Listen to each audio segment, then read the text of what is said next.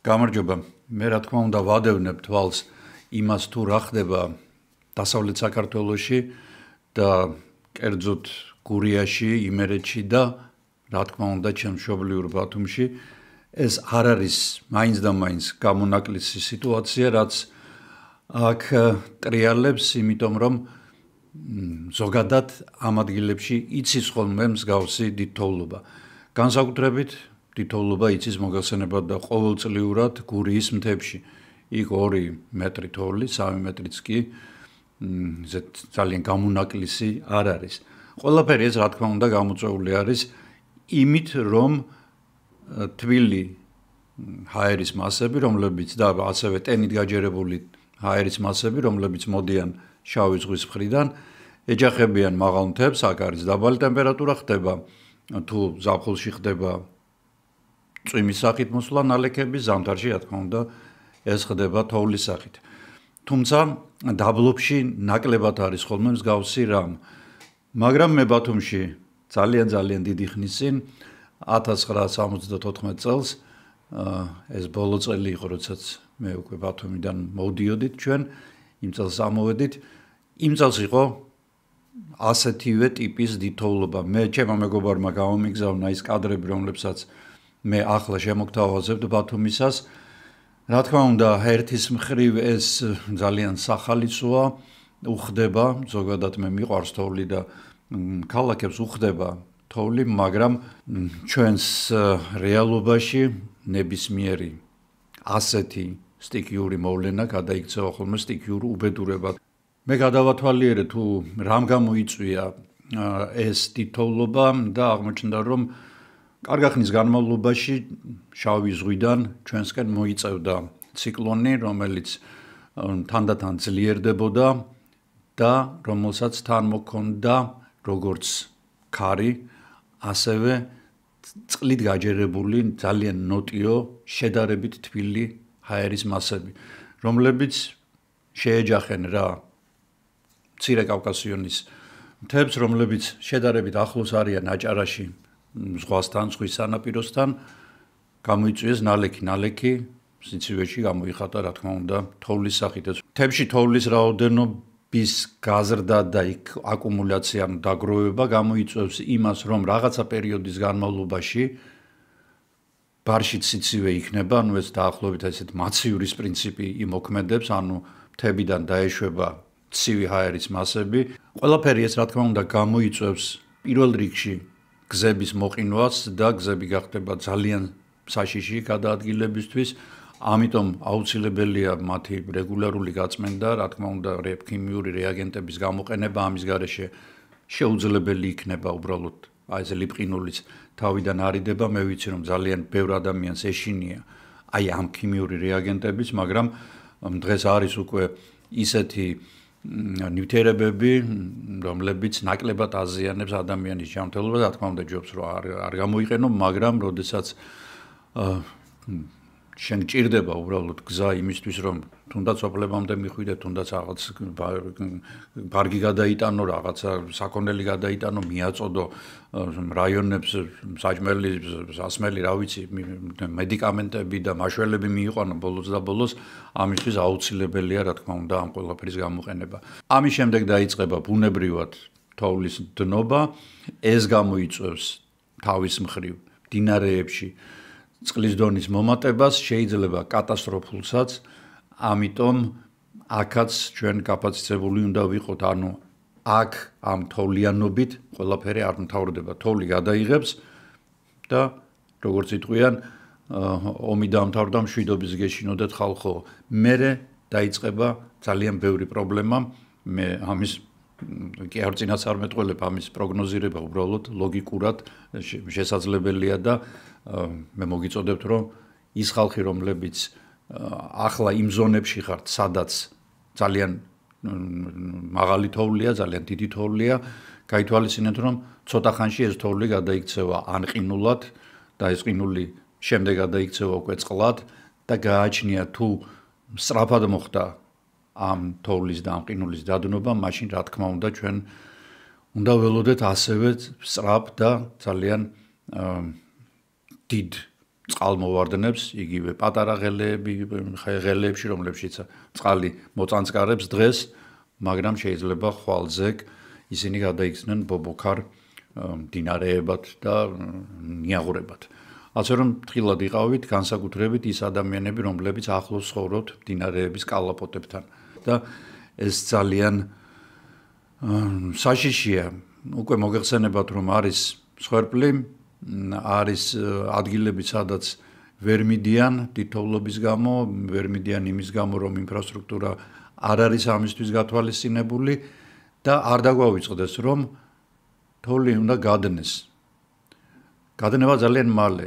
მე მაგალითად ის 1974 წლის ზამთარი მახსოვს, სწორედ მე მგონი თებერვალი იყო მაშინაც. ესეთ მეტრანახევრამდე თოვლი დადო და მესამე დღეს წამოვიდა წვიმა. მოგეხსენებათ, წვიმაში თოვლი ძალიან სწრაფად დნება. წამოვიდა წვიმა და დაიწყო თოვლმა ძალიან სწრაფი დნობა, ბათუმი ფაქტიურად ჩაიძირა წყალში მაშინ. ანუ ერთი უბედურებიდან მეორე უბედურებაში გადავიდა. მოგეხსენებათ, ბათუმში ჯერ კიდევ ბრიტანელების და გერმანელების მიერ შექმნილი წყალგამტარი სისტემები იყო და ისინი უბრალოდ ვეღარ უძლებდნენ მაშინ.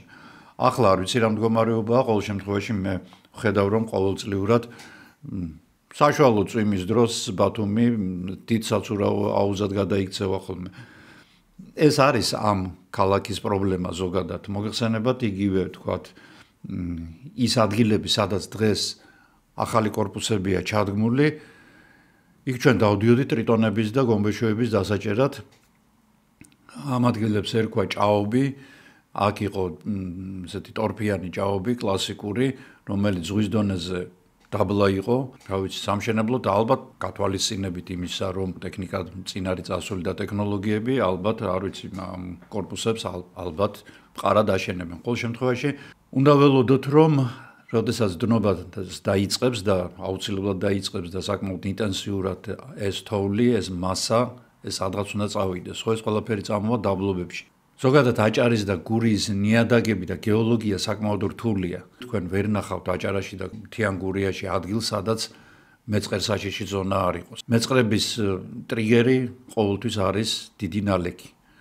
ან ნალექი, რომელიც ნელ-ნელა ჩადის ნიადაგში, იწვევს მის გათხელებას და ამის შედეგად შემდეგ ხდება უკვე მეწყრული მოვლენები და ხვარცოფული მოვლენები, რომლებსაც შესაძლოა ტრაგედია მოყვეს და მოგეხსენებათ უამრავი ეკომიგრანტი სწორედ აჭარიდან 70-იან 80-იან წლებში გადაიყვანეს სხვა რაიონებში საქართველოსი და ეს ხალხი დღემდე იქ ცხოვრობს, იმიტომ რომ სახლში ვერ ბრუნდებიან უბრალოდ, იმიტომ რომ ნაწილი სოფლებისა საერთოდ გაქრა სწორედ მეწყერის გამო.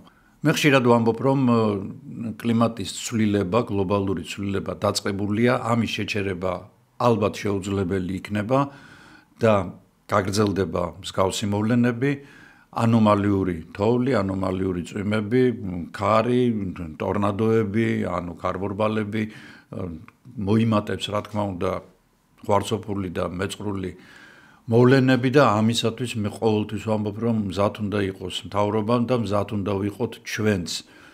ჩვენ უნდა გქონდეს რაღაც გარკვეული, როდესაც აი ესეთ ადგილებში ცხოვრობთ, სადაც გაძნელებული შეიძლება იქნეს მისვლა აი ესეთ სტიქიური უბედურებების დროს რაღაცა მარაგი უნდა გქონდეს ყოველთვის. რა ვიცი, ალბათ ადვილია ძალიან რაღაც კონსერვების შეძენა, ბუტილირებული წყლის შეძენა, 2-3 powerbank-ის ყიდვა და დადება დატელ მდგომარეობაში ქონა მისი სახლში, წამლების გარკვეული მარაგი, წამლების მარაგი ახლა ცოტა რთული შესაქმნელია, იმიტომ რომ წამალს თავისი ვადა აქვს, მაგრამ ყოველ შემთხვევაში რაღაც ისეთი აფიანი წამლები შეგვიძლია ჩვენ ყოველთვის განვაახლოთ ხოლმე, ხო?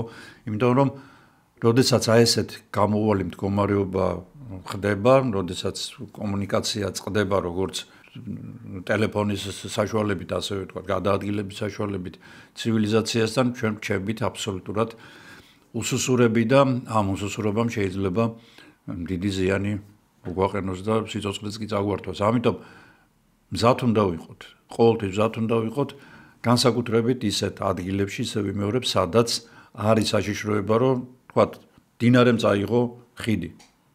და ძალიან ხშირად ხდება ასე და რჩება მოსახლეობა მოწყვეტილი გარესამყაროს. ამიტომ უნდა გქონდეს ჩვენ რაღაცა მარაგი, რომელიც ჩვენ გადაგვატანინებს ამ უბედურებას. ძალიან ხშირად ირონიულად მეუბნებიან ხოლმე, რომ ეს არის შენი დათბობა, ნახე რა ხდება. მინუსებია, პლუს ყინვებია, პლუს თოვლია, აგერ ტორნადოები და ასე შემდეგ. მეგობრებო, დათბობა არ არის და ზოგადად ახლა დათბობას აღარ ამბობენ, ახლა უფრო მიღებული არის ტერმინი კლიმატის გლობალური ცვლილება და ეს უფრო სწორია, რა თქმა უნდა, მაგალითად იგივე ჰამბურგში, მაშინ როდესაც -8 გრადუსი იყო საქართველოში, ჰამბურგში იყო +15, +14. ეს ნამდვილი კლასიკური გაზაფხული სამინდი იყო და წარმოიდგინეთ, რუკას დახედეთ და უბრალოდ ნახეთ, სად არის ჰამბურგი განედურად და სად არის საქართველო, რამდენად ჩრდილოეთით არის ჰამბურგი. აი ეს არის სწორედ რომ არანორმალურად იქცევა დედამიწა, არანორმალურად იქცევა ჩვენი კლიმატი და ჩვენ ამაზე მორგება მოგვიწევს.